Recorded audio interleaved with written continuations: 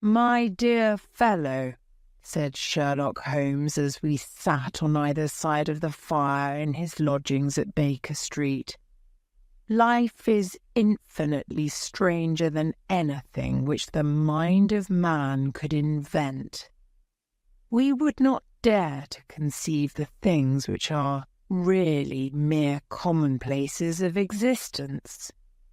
If we could fly out of that window hand in hand, hover over this great city, gently remove the roofs, and peep in at the queer things which are going on, the strange coincidences, the plannings, the cross-purposes, the wonderful chains of events working through generations and leading to the most outre results, it would make all fiction with its conventionalities and foreseen conclusions most stale and unprofitable." "And yet I am not convinced of it," I answered. "The cases which come to light in the papers are, as a rule, bald enough and vulgar enough. We have in our police reports realism pushed to its extreme limits, and yet the result is, it must be confessed, neither fascinating nor artistic. A certain selection and discretion must be used in producing a realistic effect," remarked Holmes. "This is wanting in the police report, where more stress is laid, perhaps, upon the platitudes of the magistrate than upon the details, which to an observer contain the vital essence of the whole matter. Depend upon it, there is nothing so unnatural as the commonplace." I smiled and shook my head. "I can quite understand your thinking so," I said.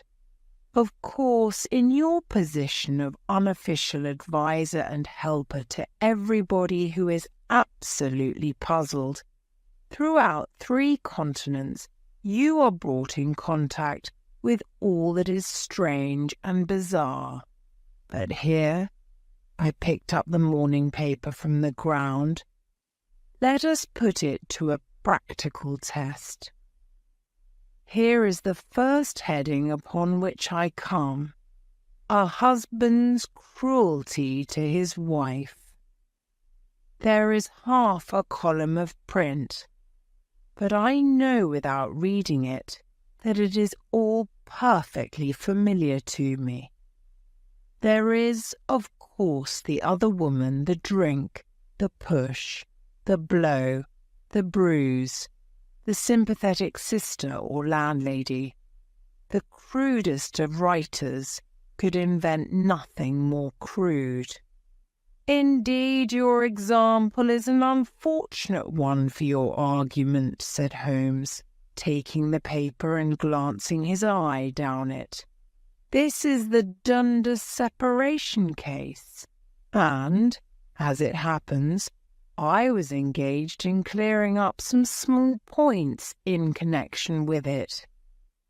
The husband was a teetotaler, there was no other woman, and the conduct complained of was that he had drifted into the habit of winding up every meal by taking out his false teeth and hurling them at his wife, which, you will allow, is not an action likely to occur to the imagination of the average storyteller. Take a pinch of snuff, Doctor, and acknowledge that I have scored over you in your example." He held out his snuff-box of old gold, with the great amethyst in the centre of the lid. Its splendour was in such contrast to his homely ways and simple life that I could not help commenting upon it. "Ah," said he, "I forgot that I had not seen you for some weeks." It is a little souvenir from the King of Bohemia in return for my assistance in the case of the Irene Adler papers." "And the ring?" I asked, glancing at a remarkable brilliant which sparkled upon his finger. "It was from the reigning family of Holland, though the matter in which I served them was of such delicacy that I cannot confide it even to you, who have been good enough to chronicle one or two of my little problems." "And have you any on hand just now?" I asked with interest. "Some 10 or 12, but none which present any feature of interest. They are important, you understand, without being interesting. Indeed, I have found that it is usually in unimportant matters that there is a field for the observation, and for the quick analysis of cause and effect which gives the charm to an investigation. The larger crimes are apt to be the simpler, for the bigger, the crime the more obvious, as a rule, is the motive. In these cases, save for one rather intricate matter which has been referred to me from Marseille, there is nothing which presents any features of interest. It is possible, however, that I may have something better before very many minutes are over, for this is one of my clients, or I am much mistaken." He had risen from his chair and was standing between the parted blinds, gazing down into the dull, neutral-tinted London street. Looking over his shoulder, I saw that on the pavement opposite there stood a large woman with a heavy fur boa round her neck, and a large curling red feather in a broad-brimmed hat, which was tilted in a coquettish Duchess of Devonshire fashion over her ear. From under this great panoply she peeped up in a nervous, hesitating fashion at our windows, while her body oscillated backward and forward, and her fingers fidgeted with her glove buttons. Suddenly, with a plunge, as of the swimmer who leaves the bank, she hurried across the road, and we heard the sharp clang of the bell. "I have seen those symptoms before," said Holmes, throwing his cigarette into the fire. "Oscillation upon the pavement always means an affaire de cœur. She would like advice, but is not sure that the matter is not too delicate for communication. And yet, even here, we may discriminate. When a woman has been seriously wronged by a man, she no longer oscillates, and the usual symptom is a broken bell wire. Here we may take it that there is a love matter, but that the maiden is not so much angry as perplexed or grieved. But here she comes in person to resolve our doubts." As he spoke, there was a tap at the door, and the boy in buttons entered to announce Miss Mary Sutherland, while the lady herself loomed behind his small black figure, like a full-sailed merchantman behind a tiny pilot boat. Sherlock Holmes welcomed her with the easy courtesy for which he was remarkable, and having closed the door and bowed her into an armchair, he looked her over in the minute and yet abstracted fashion which was peculiar to him. "Do you not find," he said, "that with your short sight it is a little trying to do so much typewriting?" "I did at first," she answered, "but now I know where the letters are without looking." Then, suddenly realizing the full purport of his words, she gave a violent start and looked up, with fear and astonishment upon her broad, good-humoured face. "You've heard about me, Mr. Holmes," she cried. "Else how could you know all that?" "Never mind," said Holmes, laughing. "It is my business to know things. Perhaps I have trained myself to see what others overlook. If not, why should you come to consult me? I came to you, sir, because I heard of you from Mrs. Etheridge, whose husband you found so easy when the police and everyone had given him up for dead. Oh, Mr. Holmes, I wish you would do as much for me. I'm not rich, but still I have 100 a year in my own right, besides the little that I make by the machine, and I would give it all to know what has become of Mr. Hosmer Angel." "Why did you come away to consult me in such a hurry?" asked Sherlock Holmes, with his fingertips together and his eyes to the ceiling. Again a startled look came over the somewhat vacuous face of Miss Mary Sutherland. "Yes, I did bang out of the house," she said, "for it made me angry to see the easy way in which Mr. Windibank, that is, my father, took it all. He would not go to the police, and he would not go to you. And so at last, as he would do nothing, and kept on saying that there was no harm done, it made me mad, and I just on with my things and came right away to you." "Your father," said Holmes, "your stepfather, surely, since the name is different." "Yes, my stepfather. I call him father, though it sounds funny too, for he is only 5 years and 2 months older than myself." "And your mother is alive?"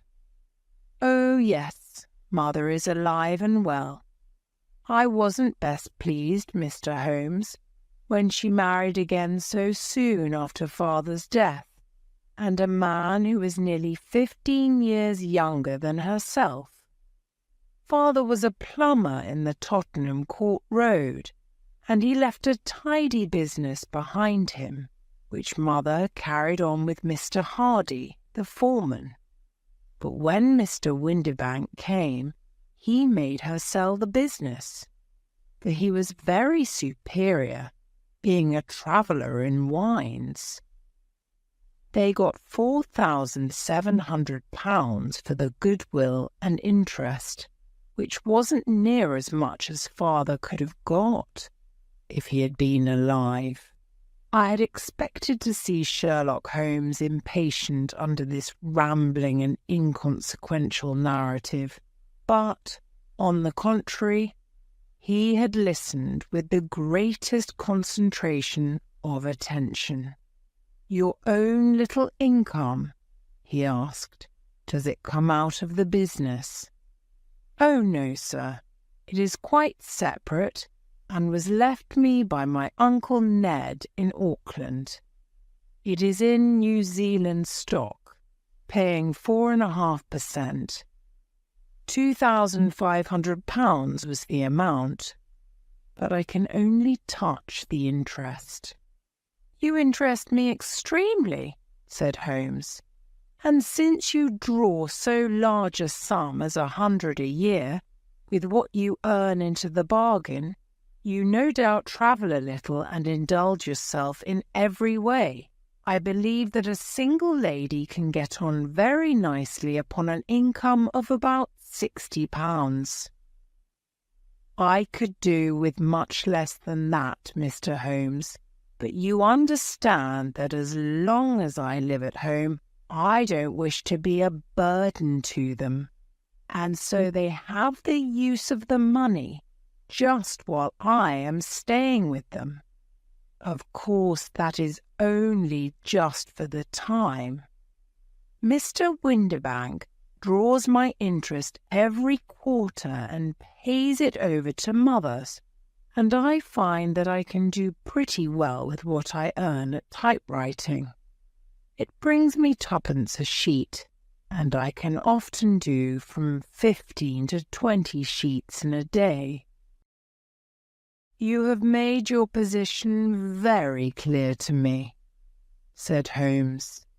This is my friend, Dr. Watson. Beforehand, you can speak as freely as before myself. Kindly tell us now all about your connection with Mr. Hosmer Angel. A flush stole over Miss Sutherland's face, and she picked nervously at the fringe of her jacket. I met him first at the gasfitters' ball, she said.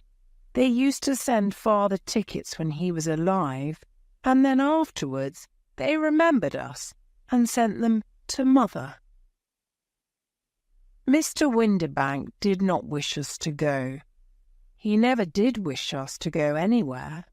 He would get quite mad if I wanted so much as to join a Sunday school treat. But this time I was set on going, and I would go. For what right had he to prevent? He said the folk were not fit for us to know when all Father's friends were to be there. And he said that I had nothing fit to wear when I had my purple plush that I had never so much as taken out of the drawer. At last, when nothing else would do, he went off to France upon the business of the firm.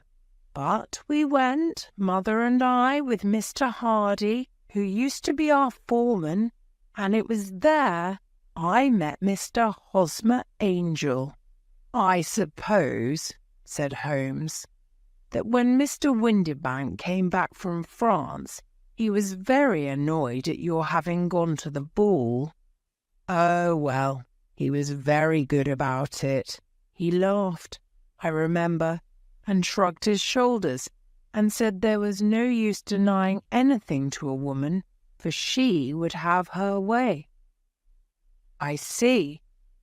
Then at the gasfitters' ball you met, as I understand, a gentleman called Mr. Hosmer Angel.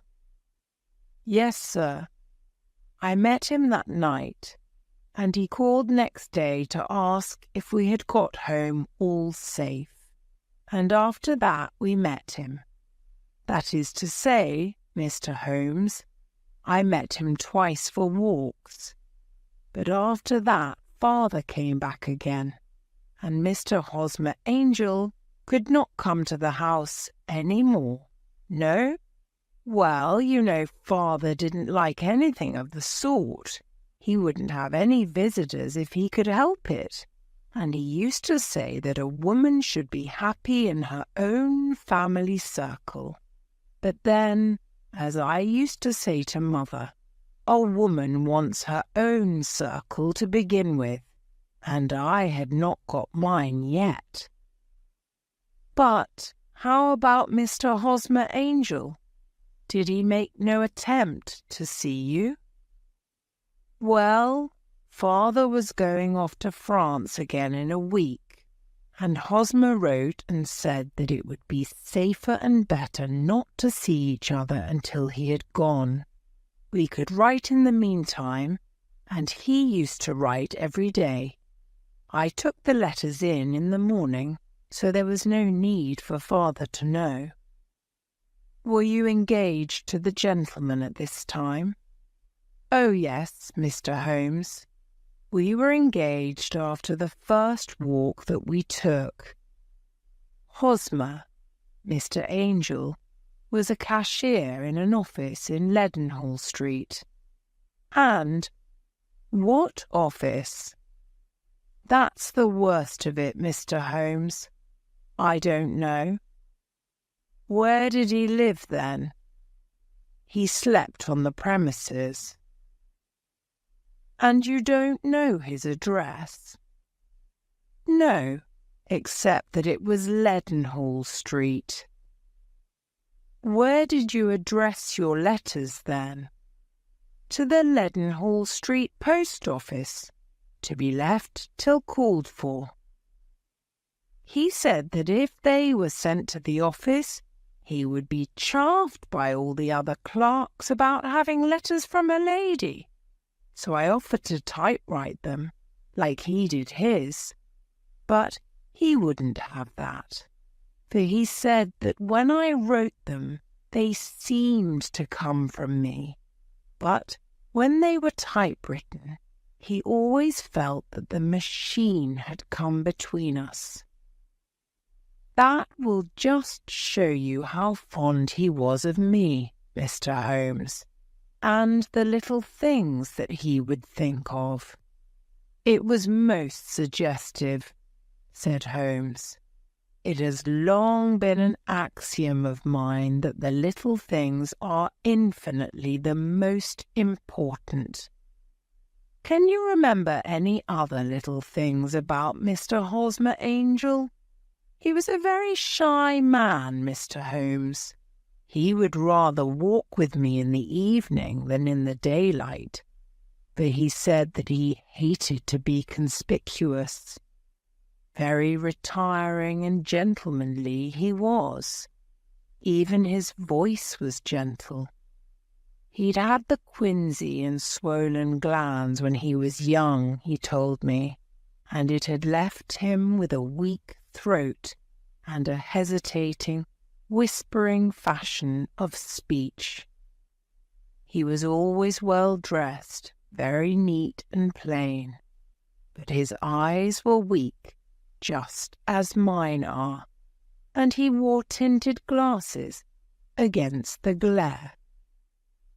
Well, and what happened when Mr. Windibank, your stepfather, returned to France? Mr. Hosmer Angel came to the house again and proposed that we should marry before father came back. He was in dreadful earnest and made me swear, with my hands on the testament, that whatever happened I would always be true to him.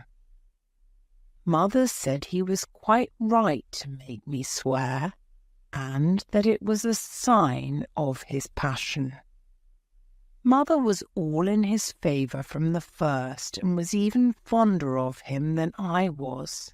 Then, when they talked of marrying within the week, I began to ask about father, but they both said never to mind about father, but just to tell him afterwards. And Mother said she would make it all right with him. I didn't quite like that, Mr. Holmes. It seemed funny that I should ask his leave, as he was only a few years older than me, but I didn't want to do anything on the sly, so I wrote to father at Bordeaux, where the company has its French offices. But the letter came back to me on the very morning of the wedding. It missed him then? Yes, sir, for he had started to England just before it arrived. That was unfortunate. Your wedding was arranged then for the Friday. Was it to be in church? Yes, sir, but very quietly. It was to be at St. Saviour's near King's Cross, and we were to have breakfast afterwards at the St. Pancras Hotel.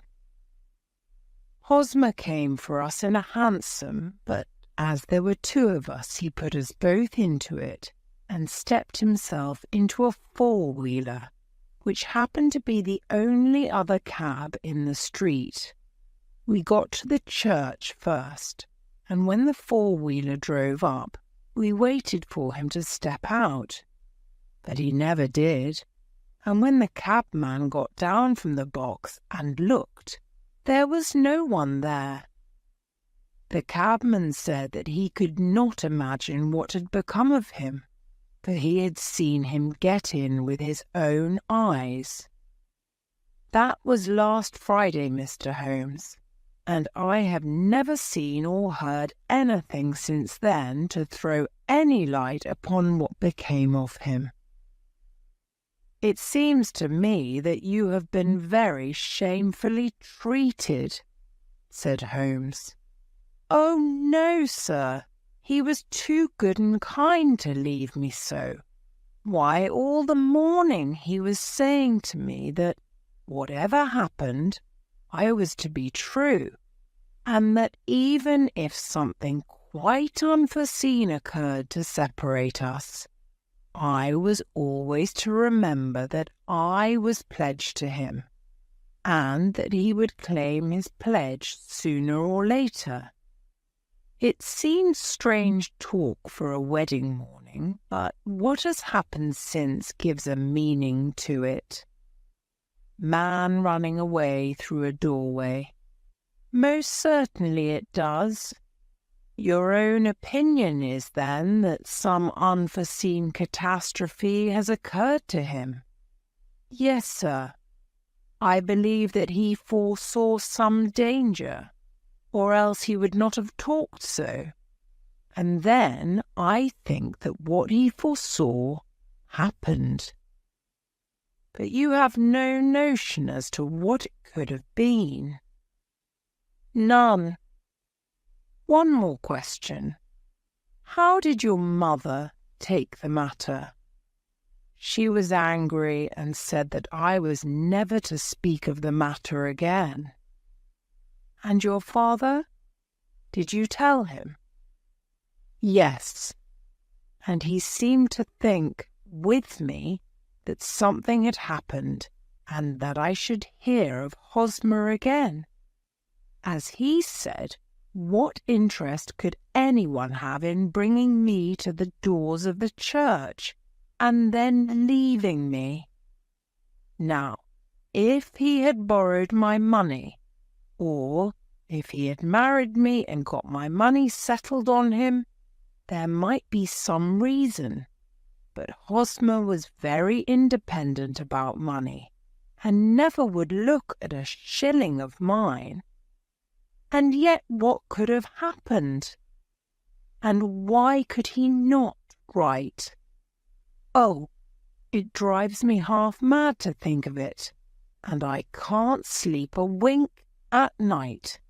She pulled a little handkerchief out of her muff and began to sob heavily into it. I shall glance into the case for you, said Holmes, rising, and I have no doubt that we shall reach some definite result. Let the weight of the matter rest upon me now, and do not let your mind dwell upon it further. Above all, try to let Mr. Hosmer Angel vanish from your memory, as he has done from your life. Then you don't think I'll see him again? I fear not. Then what has happened to him? You will leave that question in my hands.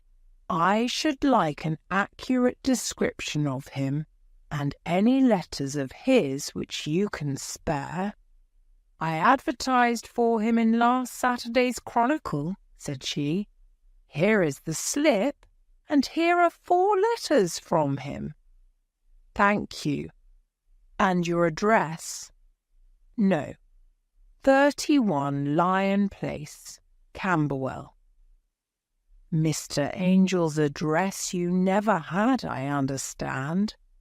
Where is your father's place of business? He travels for Westhouse and Marbank, the great claret importers of Fenchurch Street.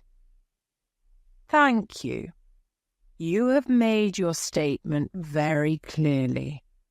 You will leave the papers here, and remember the advice which I have given you. Let the whole incident be a sealed book, and do not allow it to affect your life. You are very kind, Mr. Holmes, but I cannot do that. I shall be true to Hosmer. He shall find me ready when he comes back." For all the preposterous hat and the vacuous face, there was something noble in the simple faith of our visitor which compelled our respect. She laid her little bundle of papers upon the table and went her way, with a promise to come again whenever she might be summoned. Sherlock Holmes sat silent for a few minutes with his fingertips still pressed together, his legs stretched out in front of him, and his gaze directed upward to the ceiling. Then he took down from the rack the old and oily clay pipe, which was to him as a counsellor, and, having lit it, he leaned back in his chair with the thick blue cloud wreath spinning up from him, and a look of infinite languor in his face. "Quite an interesting study, that maiden," he observed. "I found her more interesting than her little problem, which, by the way, is rather a trite one. You will find parallel cases if you consult my index, in Andover in 77, and there was something of the sort at The Hague last year. Old as is the idea, however, there were one or two details which were new to me, but the maiden herself was most instructive." "You appeared to read a good deal upon her which was quite invisible to me," I remarked. "Not invisible, but unnoticed, Watson. You did not know where to look, and so you missed all that was important. I can never bring you to realize the importance of sleeves, the suggestiveness of thumbnails, or the great issues that may hang from a bootlace. Now, what did you gather from that woman's appearance? Describe it."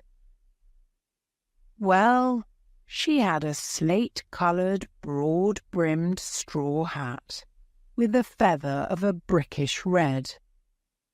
Her jacket was black, with black beads sewn upon it, and a fringe of little black jet ornaments. Her dress was brown, rather darker than coffee colour, with a little purple plush at the neck and sleeves.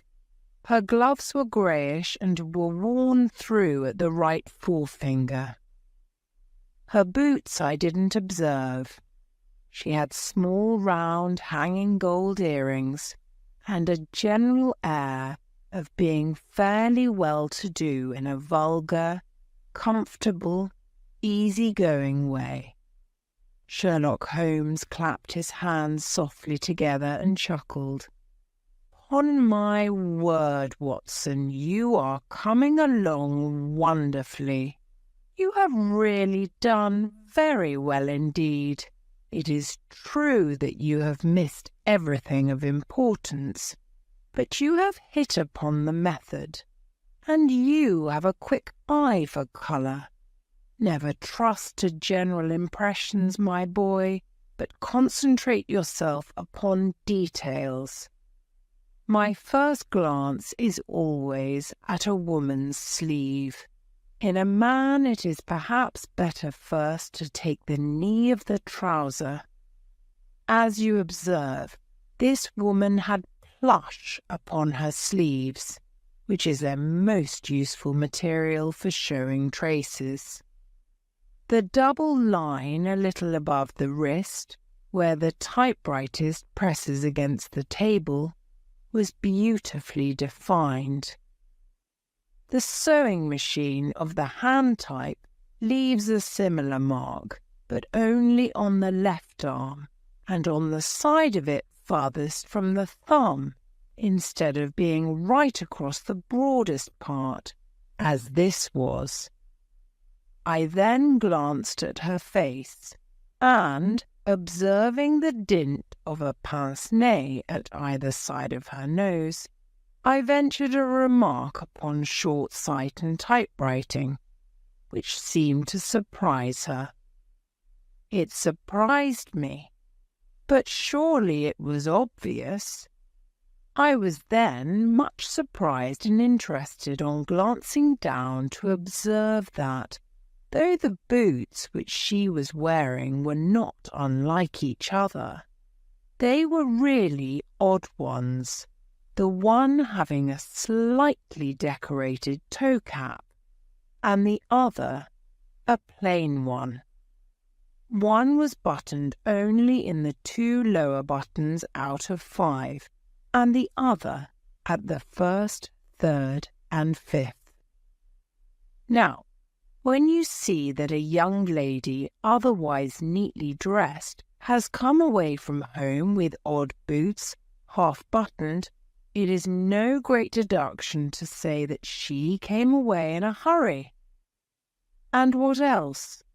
I asked, keenly interested, as I always was by my friend's incisive reasoning. I noted in passing that she had written a note before leaving home, but after being fully dressed. You observed that her right glove was torn at the forefinger, but you did not apparently see that both glove and finger were stained with violet ink. She had written in a hurry and dipped her pen too deep. It must have been this morning, or the mark would not remain clear upon the finger.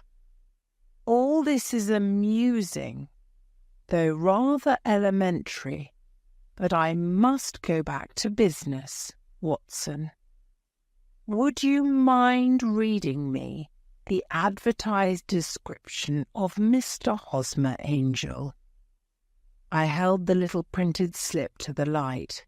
Missing, it said, on the morning of the 14th, a gentleman named Hosmer Angel, about 5'7" in height, strongly built, sallow complexion, black hair, a little bald in the centre, bushy black side whiskers and moustache, tinted glasses, slight infirmity of speech, was dressed when last seen in black frock coat faced with silk, black waistcoat, gold Albert chain, and grey Harris tweed trousers, with brown gaiters over elastic-sided boots, known to have been employed in an office in Leadenhall Street.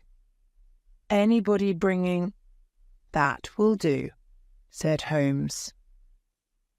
"As to the letters," he continued, glancing over them, "they are very commonplace. Absolutely no clue in them to Mr. Angel, save that he quotes Balzac once. There is one remarkable point, however, which will no doubt strike you. They are typewritten," I remarked. "Not only that, but the signature is typewritten. Look at the neat little Hosmer Angel at the bottom. There is a date, you see, but no superscription except Leadenhall Street, which is rather vague. The point about the signature is very suggestive. In fact, we may call it conclusive." "Of what?"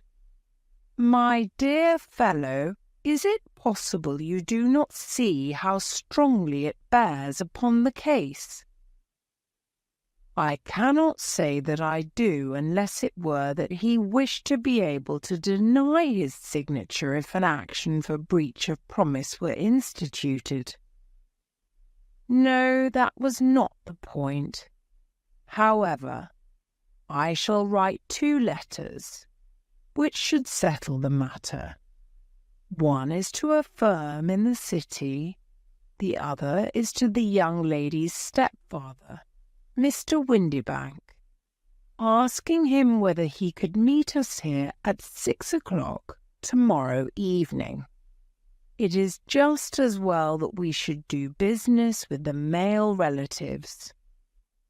And now, Doctor, we can do nothing until the answers to those letters come, so we may put our little problem upon the shelf for the interim.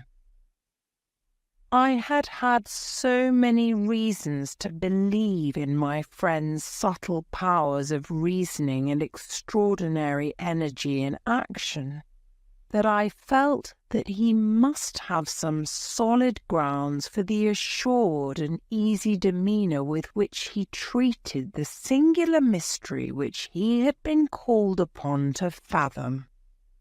Once only had I known him to fail in the case of the King of Bohemia and of the Irene Adler photograph. But when I looked back to the weird business of the sign of 4 and the extraordinary circumstances connected with the study in scarlet, I felt that it would be a strange tangle indeed which he could not unravel.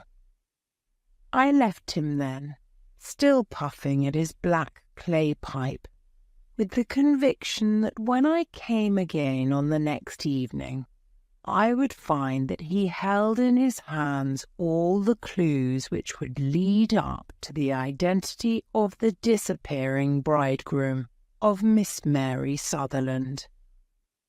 A professional case of great gravity was engaging my own attention at the time, and the whole of next day I was busy at the bedside of the sufferer.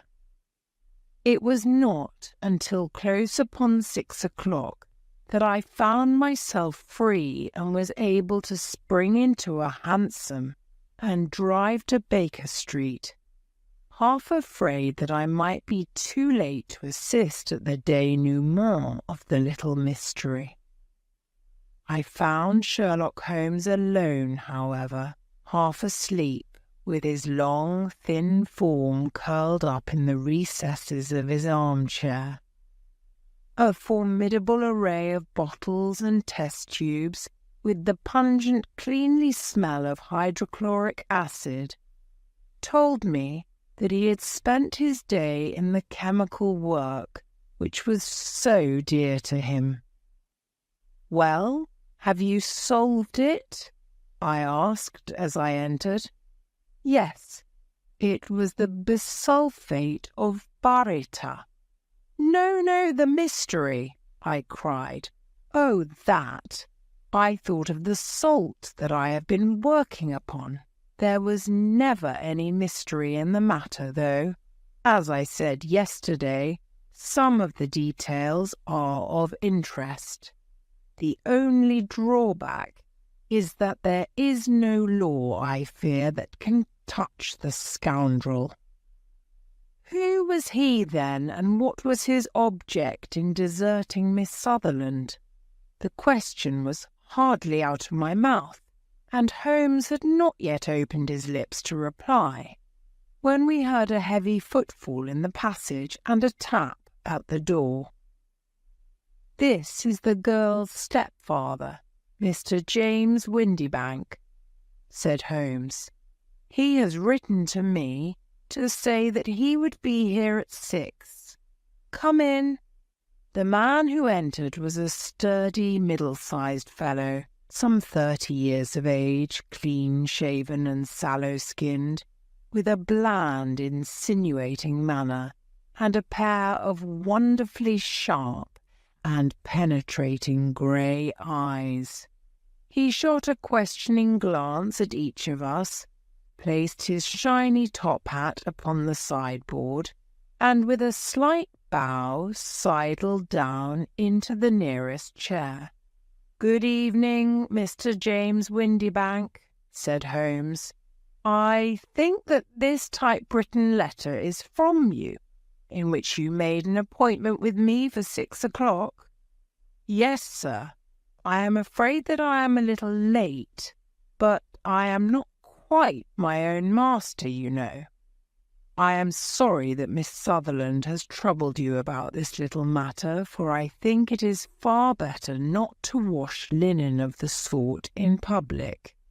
It was quite against my wishes that she came, but she is a very excitable, impulsive girl, as you may have noticed, and she is not easily controlled when she has made up her mind on a point. Of course, I did not mind you so much, as you are not connected with the official police, but it is not pleasant to have a family misfortune like this noised abroad. Besides, it is a useless expense, for how could you possibly find this Hosmer Angel? On the contrary, said Holmes quietly, I have every reason to believe that I will succeed in discovering Mr. Hosmer Angel. Mr. Windibank gave a violent start and dropped his gloves. I am delighted to hear it, he said. It is a curious thing, remarked Holmes, that a typewriter has really quite as much individuality as a man's handwriting. Unless they are quite new, no two of them write exactly alike. Some letters get more worn than others, and some wear only on one side. Now, you remark in this note of yours, Mr. Windibank, that in every case there is some little slurring over of the, and a slight defect in the tail of the. There are 14 other characteristics, but those are the more obvious. We do all our correspondence with this machine at the office, and no doubt it is a little worn, our visitor answered, glancing keenly at Holmes with his bright little eyes. And now I will show you what is really a very interesting study, Mr. Windibank, Holmes continued. I think of writing another little monograph some of these days on the typewriter and its relation to crime. It is a subject to which I have devoted some little attention. I have here 4 letters which purport to come from the missing man. They are all typewritten. In each case, not only are these slurred and theirs tailless, but you will observe, if you care to use my magnifying lens, that the 14 other characteristics to which I have alluded are there as well. Mr. Windibank sprang out of his chair and picked up his hat. I cannot waste time over this sort of fantastic talk, Mr. Holmes, he said. If you can catch the man, catch him, and let me know when you have done it. Certainly, said Holmes, stepping over and turning the key in the door. I let you know, then, that I have caught him. What? Where? Shouted Mr. Windibank, turning white to his lips and glancing about him like a rat in a trap. Oh, it won't do, really it won't, said Holmes suavely. There is no possible getting out of it, Mr. Windibank. It is quite too transparent, and it was a very bad compliment when you said that it was impossible for me to solve so simple a question. That's right. Sit down and let us talk it over.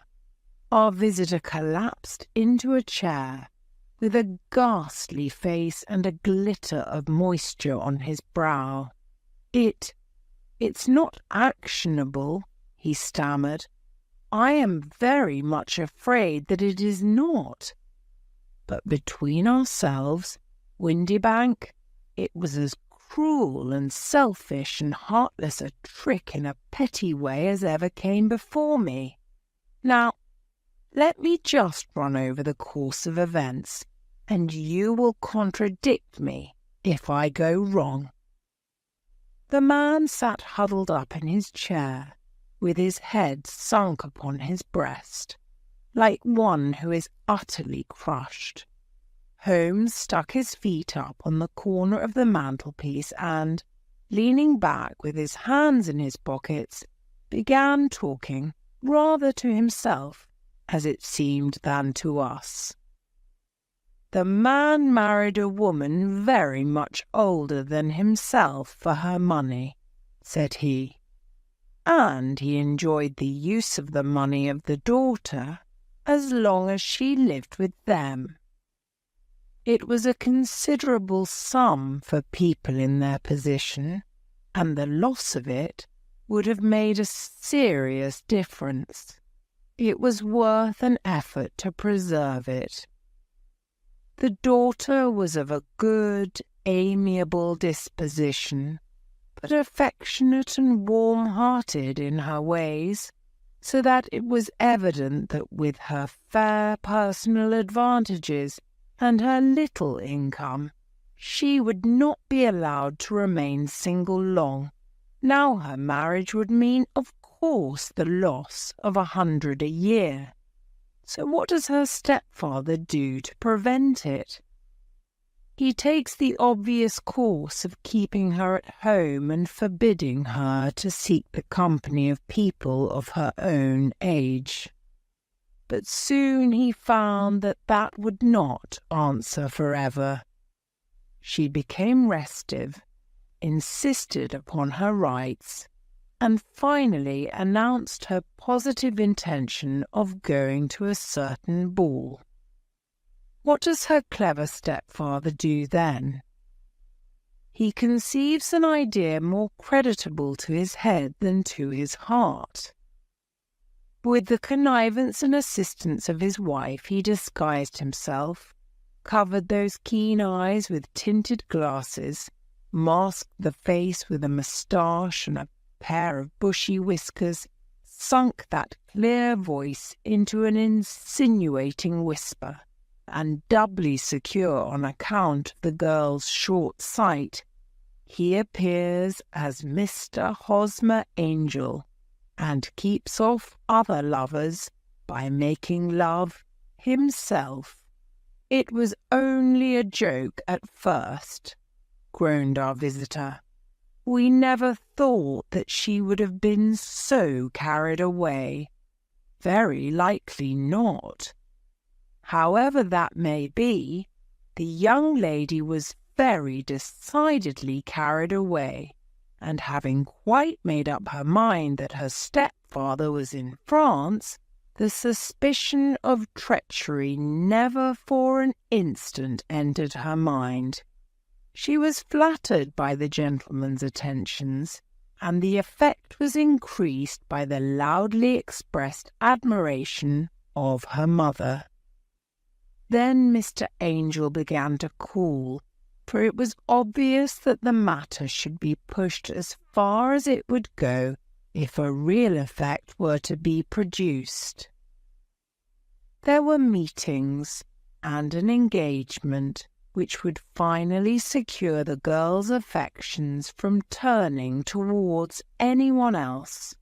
But the deception could not be kept up forever. These pretended journeys to France were rather cumbrous. The thing to do was clearly to bring the business to an end in such a dramatic manner that it would leave a permanent impression upon the young lady's mind and prevent her from looking upon any other suitor for some time to come. Hence those vows of fidelity exacted upon a testament, and hence also the allusions to a possibility of something happening on the very morning of the wedding. James Windibank wished Miss Sutherland to be so bound to Hosmer Angel and so uncertain as to his fate that for 10 years to come, at any rate, she would not listen to another man. As far as the church door he brought her, and then, as he could go no farther, he conveniently vanished away by the old trick of stepping in at one door of a four-wheeler and out at the other. I think that was the chain of events, Mr. Windibank. Our visitor had recovered something of his assurance while Holmes had been talking, and he rose from his chair now with a cold sneer upon his pale face.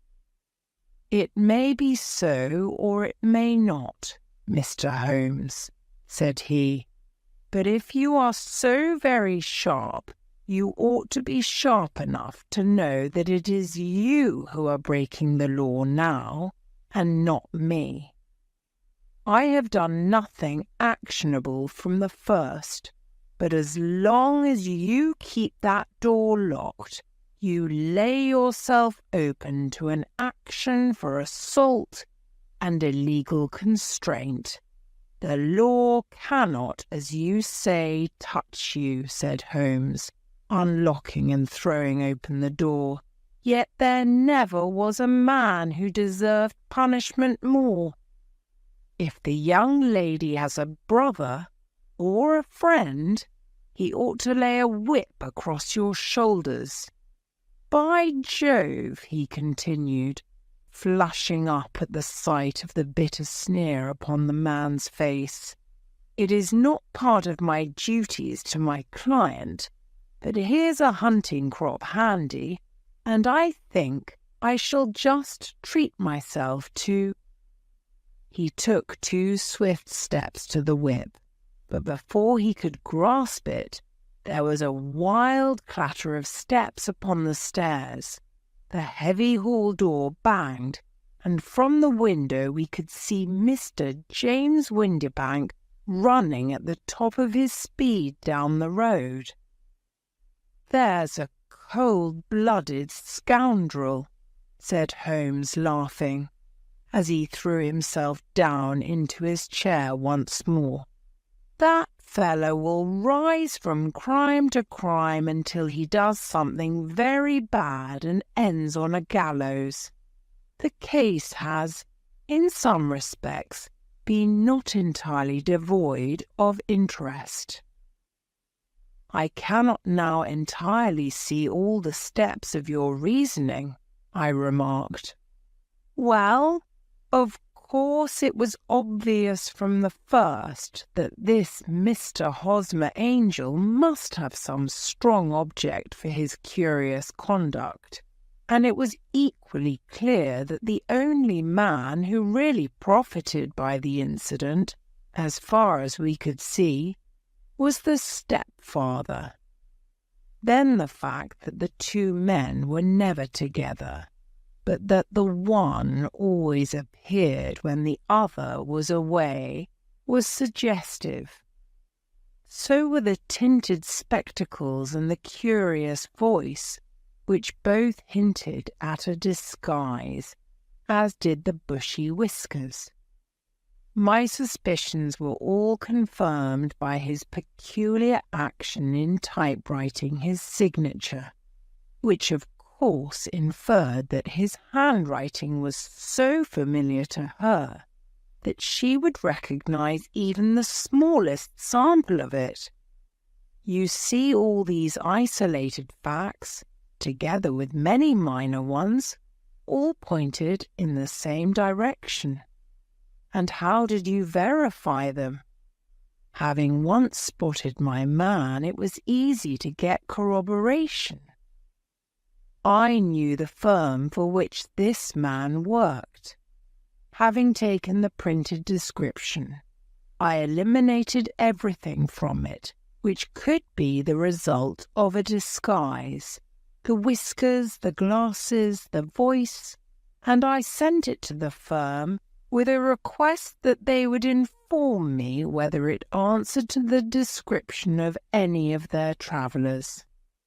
I had already noticed the peculiarities of the typewriter, and I wrote to the man himself at his business address, asking him if he would come here.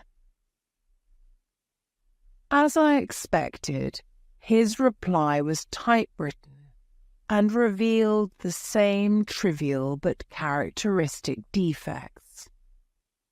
The same post brought me a letter from Westhouse and Marbank, of Fenchurch Street, to say that the description tallied in every respect with that of their employee, James Windibank. Voila tout! And Miss Sutherland, if I tell her she will not believe me. You may remember the old Persian saying, "There is danger for him who taketh the tiger cub, and danger also for whoso snatches a delusion from a woman." There is as much sense in Hafiz as in Horace, and as much knowledge of the world.